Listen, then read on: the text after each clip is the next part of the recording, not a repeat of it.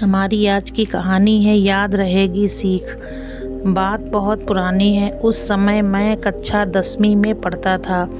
पिताजी के साथ एक शादी में गया था। पिताजी शुरू से खाने पीने के मामले में बहुत अनुशासित थे। उनका मानना था जितनी भूख हो उससे आधी रोटी कम खाना चाहिए। शादी के समारोह में देर हो ही जाती है, पर पिताजी समय के पाबंद थे। शादी समारोह में भी 8 बजे ही भोजन कर लेते थे। उस दिन पिताजी के एक मित्र की बहन की शादी थी। बारात लेट हो गई, खाना भी देर से शुरू हुआ।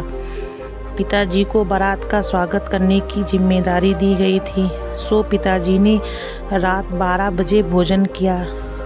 रात अधिक हो गई थी तो पिताजी ने मात्र एक रोटी और थोड़े से चावल खाए। इधर मेरा बाल मन सब कुछ खाने के लिए आतुर हो रहा था।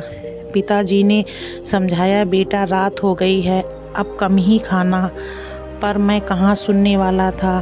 मैंने तो पनीर की सब्जी, दही बड़े, गुलाब जामुन, बर्फ़ी, पूड़ी पर जी भर के हाथ साफ किया।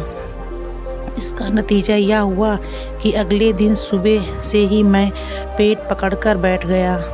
माँ ने पुदीने की दवा पिलाई, चूरन भी चटवाया, पर पेट में मरोड़ उठने लगी।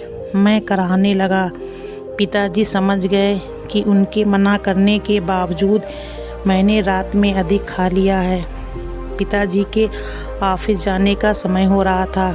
तभी माँ ने कहा, इसका पेट का दर्द बढ़ रहा है, इसे डॉक्टर को दिखाते हुए ऑफिस जाना।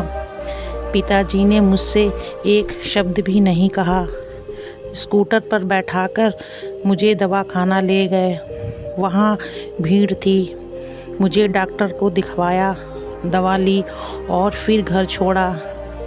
पूरे रास्ते उन्होंने एक शब्द भी नहीं बोला। उनका चेहरा देखकर मैं समझ गया था कि पिताजी मुझसे बहुत नाराज़ हैं। मेरे कारण वे ऑफिस जाने में भी लेट हो गए। फिर भी उन्होंने मुझसे कुछ न कहा। शाम को जब घर आए तो मैं उनसे लिपट कर रोने लगा। रोते रोते मैंने उनसे कहा, मुझसे गलती हो गई पापा, मैंने आपकी बात नहीं मानी।